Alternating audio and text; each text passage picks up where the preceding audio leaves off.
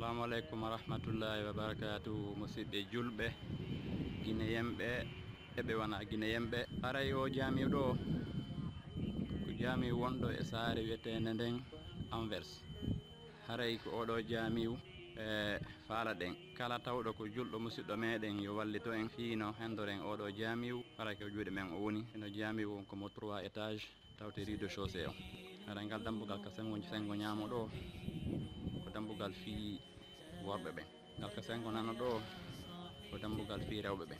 Haray ko ɗum ɗo woni yaasi jami o. Haray wonɗo wowlude on ɗo ko min Amadou Ba Anvers. Ay o jami o ƴettama wattama e sokeje musidɓe julɓe ɓen fof tentini noon enen Guinéen o. ɗo haray ko dambugal ka natirgal ni yahugol ko nder jami o. ɗo ko bureau jami o. Dambugal ɗo ko dambugal sonnaɓe julta ɗo ko yaltirgol yasigol ni.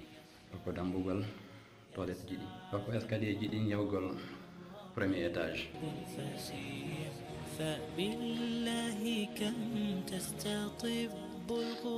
ɗo ko bureau imam o wonta ɗon o prépare o fi argol jul. bureau on kunni ɗo ko nder jami o premier étage on ni ko nder on ni.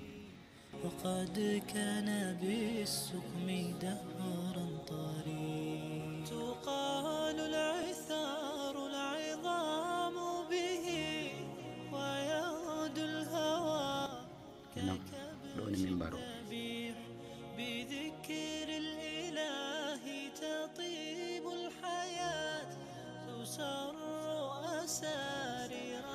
en tori goto kala wallito en fino hendoren o jami lillahi wa lirrasul tigi darnana hoore mum julirde ka aljanna. ɗo ko escalier ji yahugol deuxième étage.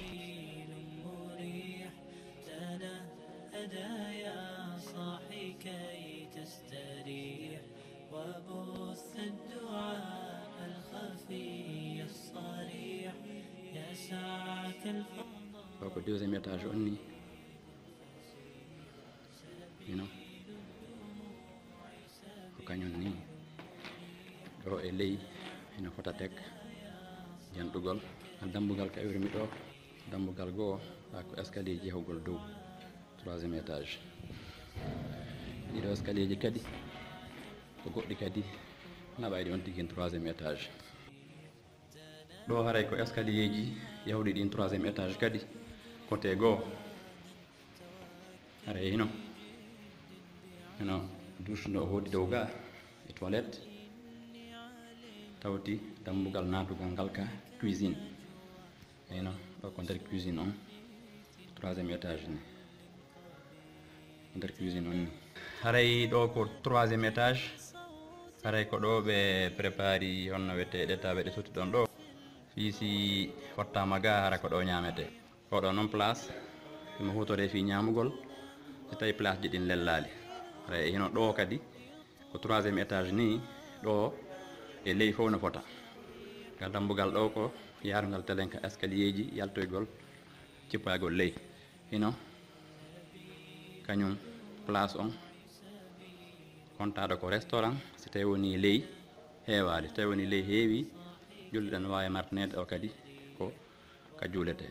الدعاء الخفي الصريح يسعك الفضاء الرحيب الفسيح سبيل الدموع سبيل مريح تنهدى يا صاحي كي تستريح وبث الدعاء